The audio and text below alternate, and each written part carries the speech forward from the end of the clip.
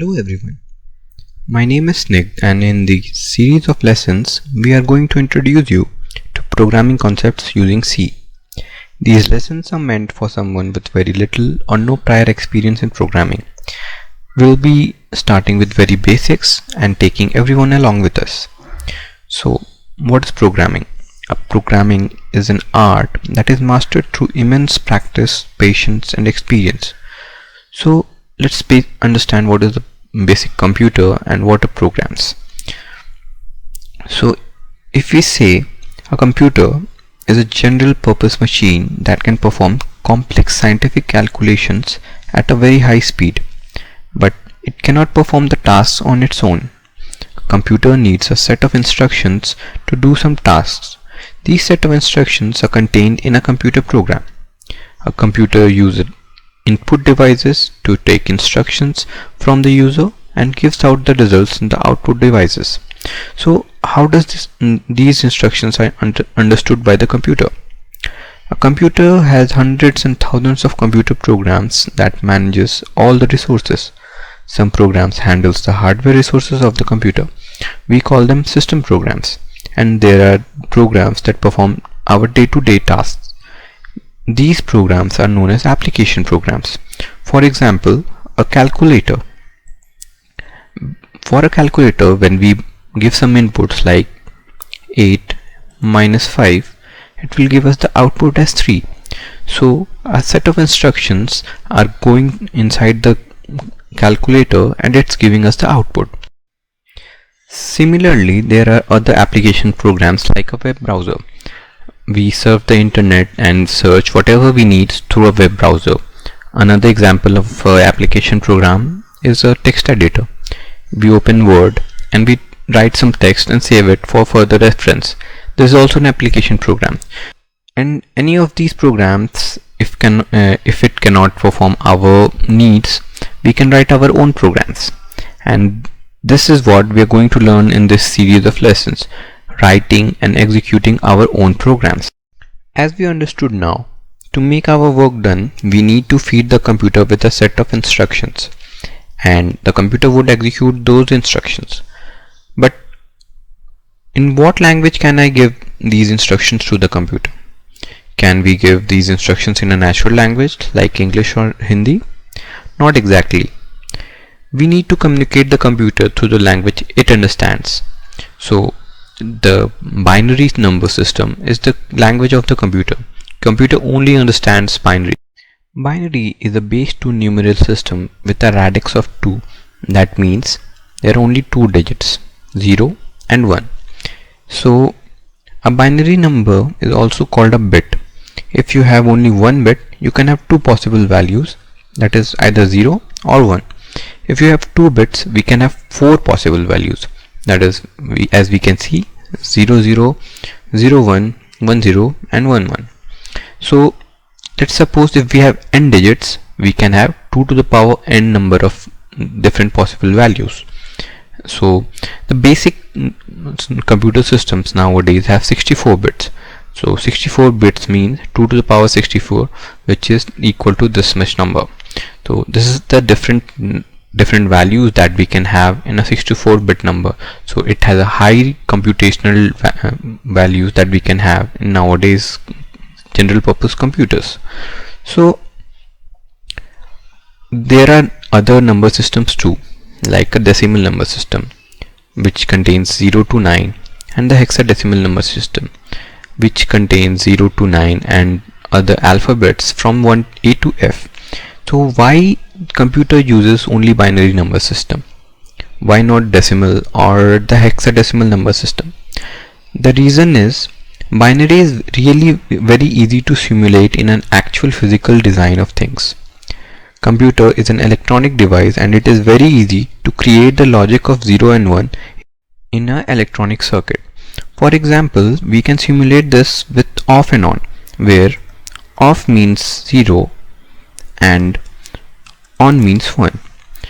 So if a current is flowing through the circuit, it can be taken as 1, and if it is not flowing, it can be taken as 0. So where did this logic came from? The binary number system can be routed back to the ancient times. But it was in the year 1854, British mathematician George Boole published a landmark paper detailing an algebraic system of logic that became the Boolean Algebra. His logical calculus became the instrumental in the design of digital electronic circuitry.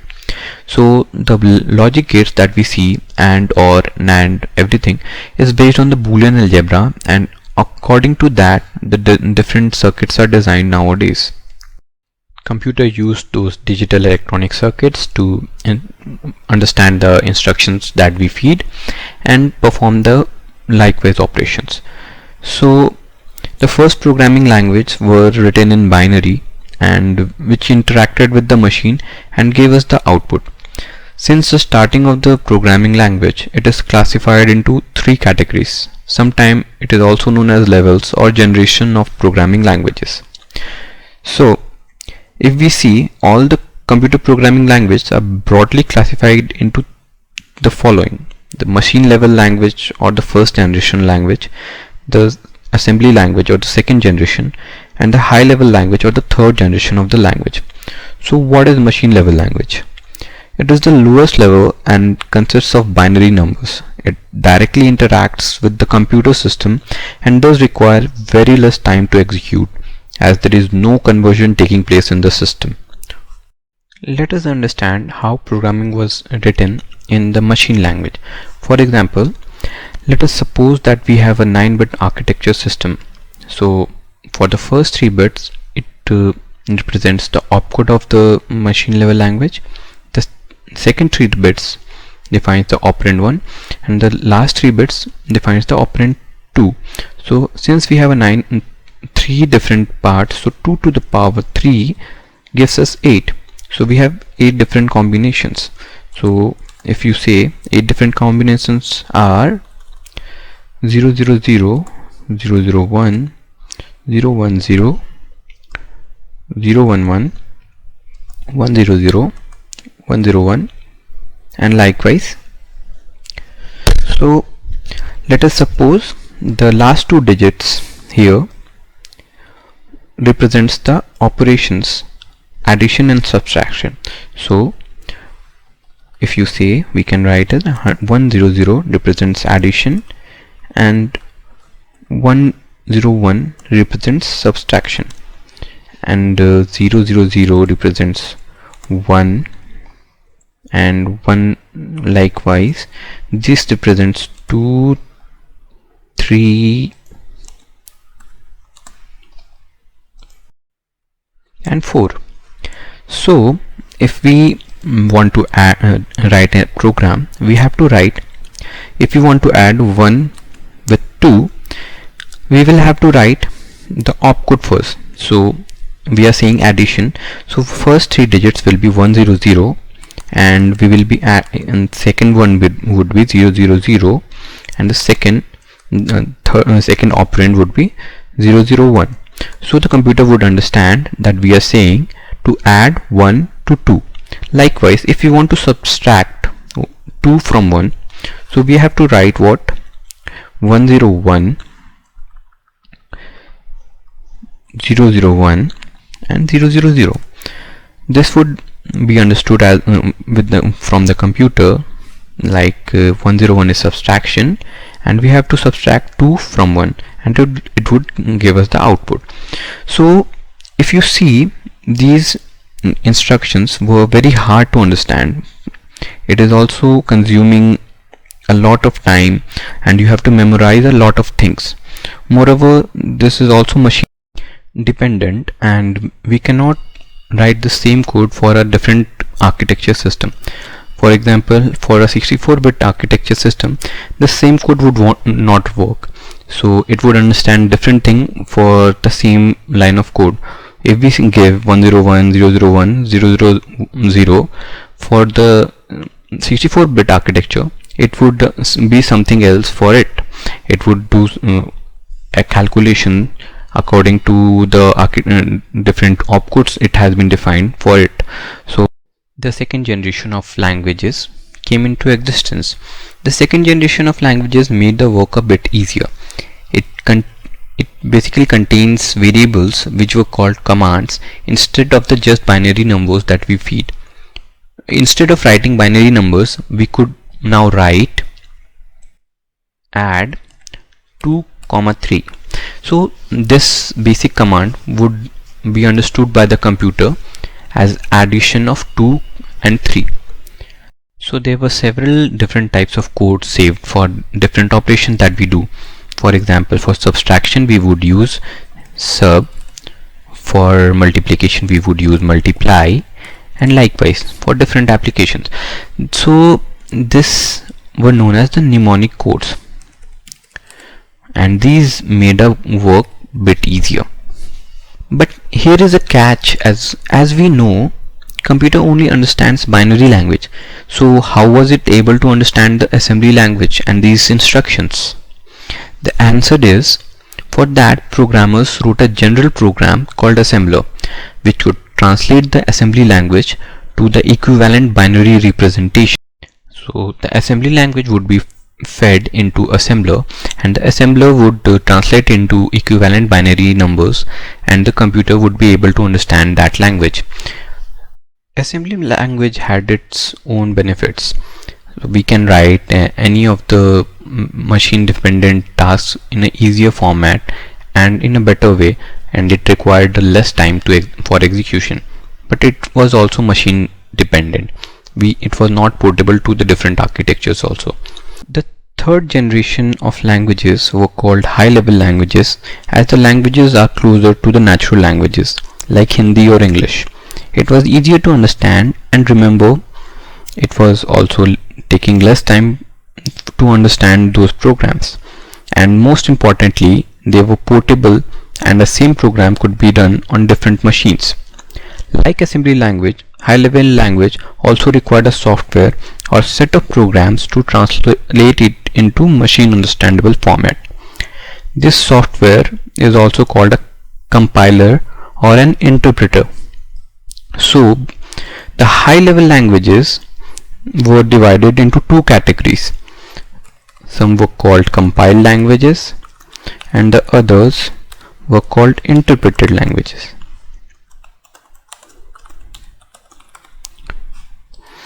Compiled languages are C, C++, and an example of interpreted language is Python. So the compiled or the interpreted languages were classified because of the translator it used. It was wholly dependent on the translation process and not language dependent. A language could be interpreted or translated. According to the needs and the demands, it was either made interpreted or compiled. So the third generation languages used either of these two to convert it into the machine understandable code. Now what's the basic difference between a compiler and an interpreter? In a compiler, when the compilation process is going, the program is not executing. It translates whole of the code in a single instance. So if we say we write a code and we save it, it is taken completely and then translated into machine understandable code. There is no scope of changing the code in the between of the translation, and it actually increases the time for the debugging. For interpreter, the translation is done line by line. For like if we write a line of code, it is interpreted into the machine understandable code, and likewise every line is translated.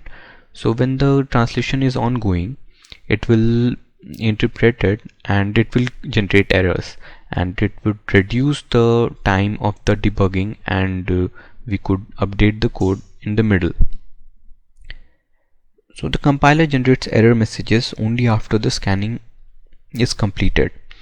Interpreter continues to translate until an error is found, and we could rectify the errors, and the translation can move further from there.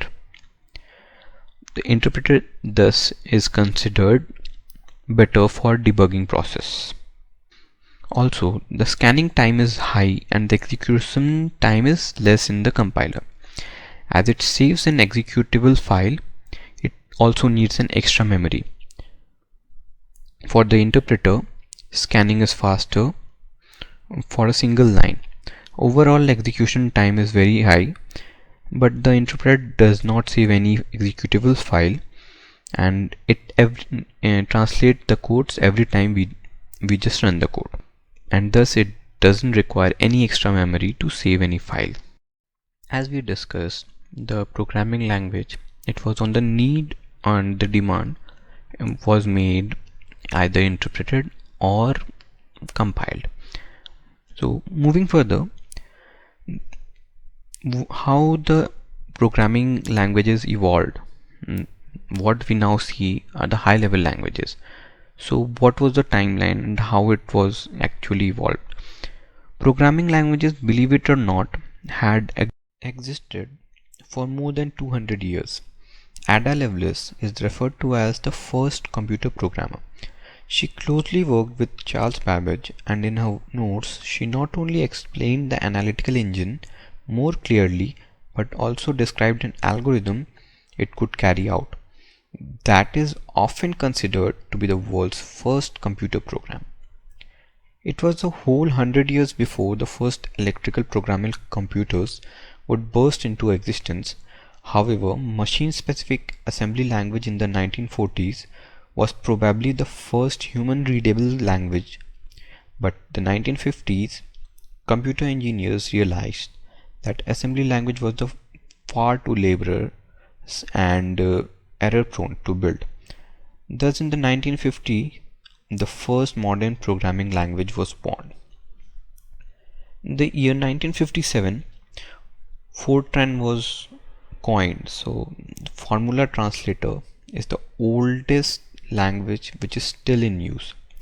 It was created by John Backus and it is still used in aerospace, automotive industries, and the research institutions.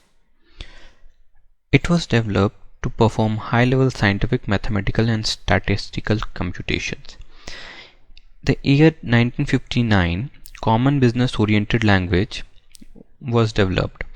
It is behind the majority of the business transaction systems running credit card processing, ATMs, telephones, and cell systems. The COBOL development team, led by Dr. Grace Murray Hopper, set out to create a uniform, user-friendly language for business transactions. In the year 1964, BASIC was developed. It was developed by the students of Dartmouth College. Beginners' all-purpose symbolic instruction code were designed to be a simplified language for those without a strong technical or mathematical background. It was modified by Bill Gates and Paul Allen, and it became Microsoft's first product. In the year 1969, the language C was coined. It was developed by Dennis Ritchie of the Bell Laboratories. It was basically designed to develop the Unix operating system. We will be further getting into deep knowledge of C, but let's see about other languages too. The year 1970, Pascal, which was named after Blaise Pascal, was created. Then the first object-oriented programming, C++, was created in 1983 in the same Bell Labs. C was modified into C++ and created what may be considered the most popular programming language ever. It has been listed in the top 10 programming languages since 1986, and it has achieved the Hall of Fame status in the year 2003.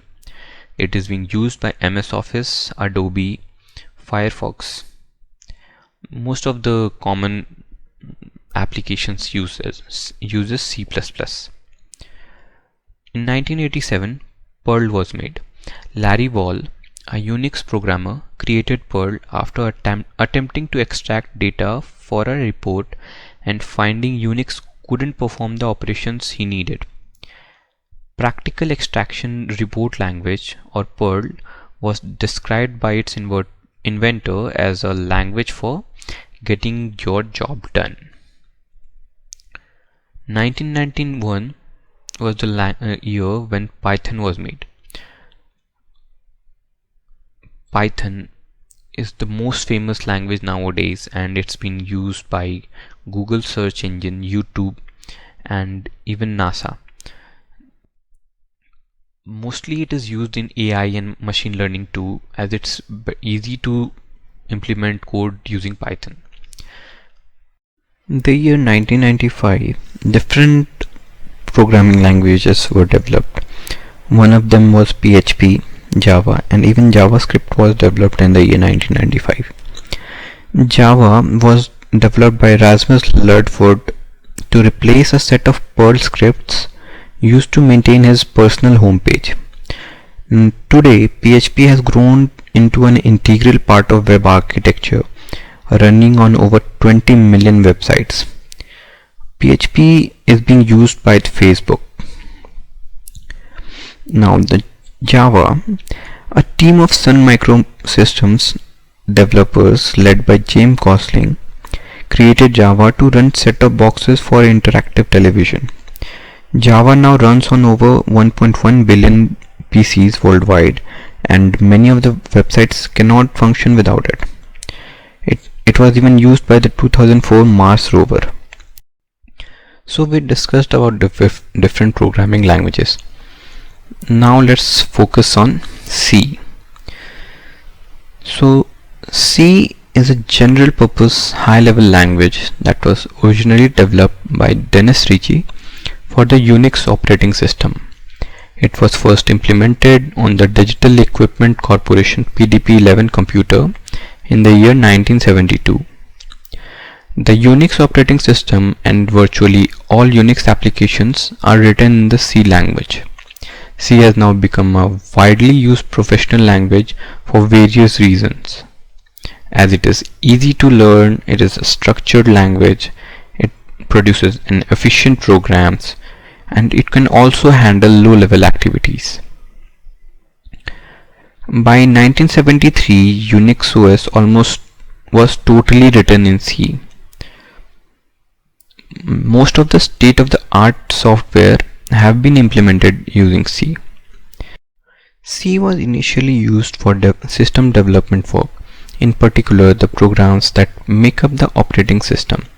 C was adopted as a system development language because it produces code that runs nearly as fast as code written in assembly language. All the C programs are written into text files with the extension .c. For example, helloworld.c. So this is the basic syntax of C language, and if we just write this set of lines in a text editor and save it in the extension .c, it will become a C program. A C program basically has the following form: preprocessor commands, functions, variables, statements and expressions, and comments. This following program is written in C programming language.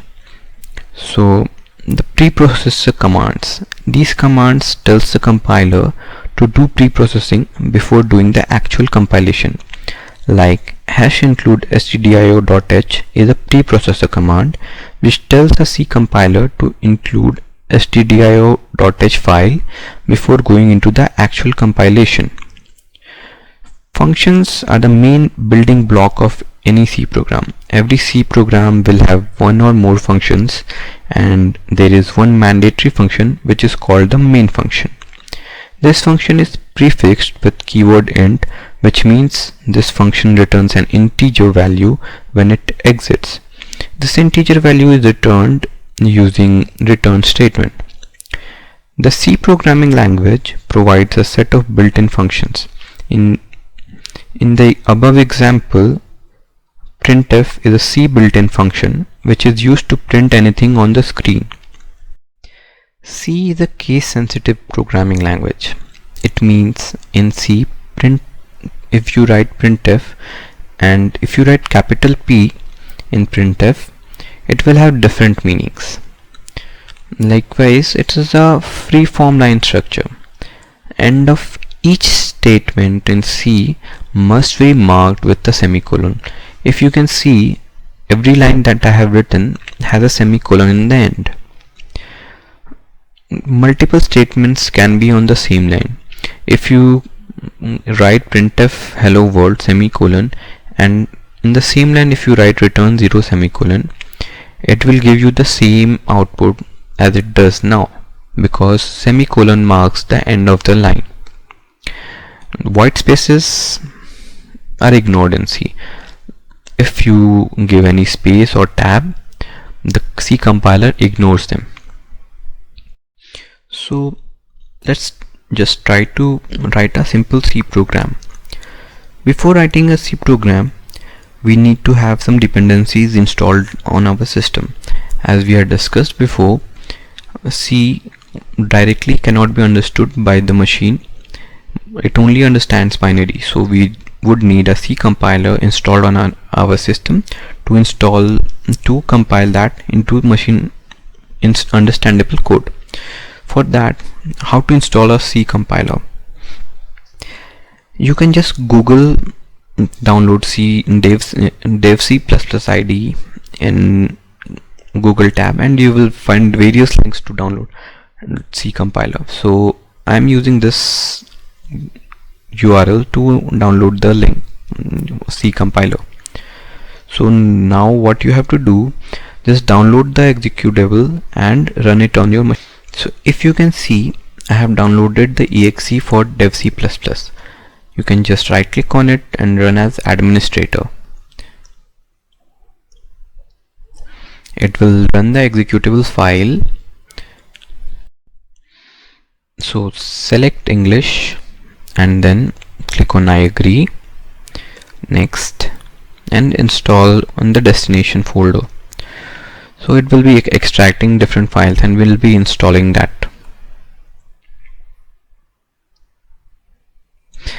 As you can see, the wizard has completed to install, so click on finish. As you can see, the dev C++ has been installed on this location of your system. Now just right click on your system, click on properties, then advanced system variable. It will open the system properties of your system. Now we have to add an environment variable for dev C++. So new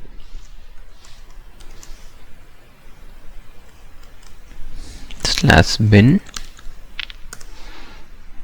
click on OK.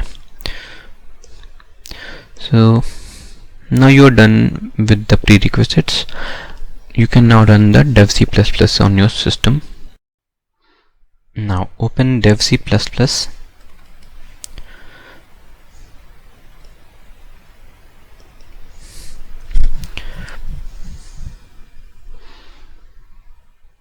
Click on new project, console application, write project name and select the C project. OK. Save. So I have written a simple hello world program here, as you can see. So to run this, just click on execute and compile and run. It will be giving you the output. So if you see, here we go, the output of our first program, hello world. As you can see this, as we have written our first program. So let's just recap what we have learned in this lesson. First of all, we understood the basic concepts of programming. What is binary and why do computer use only binary number system? Next, we understood the different generations of programming language. The first generation or the machine level language, the second generation or the assembly level language, and the high level language. Further, we classified high level languages into two different language. In first was compiled language, the second was the interpreted language. Next we understood the difference between compilers and interpreters.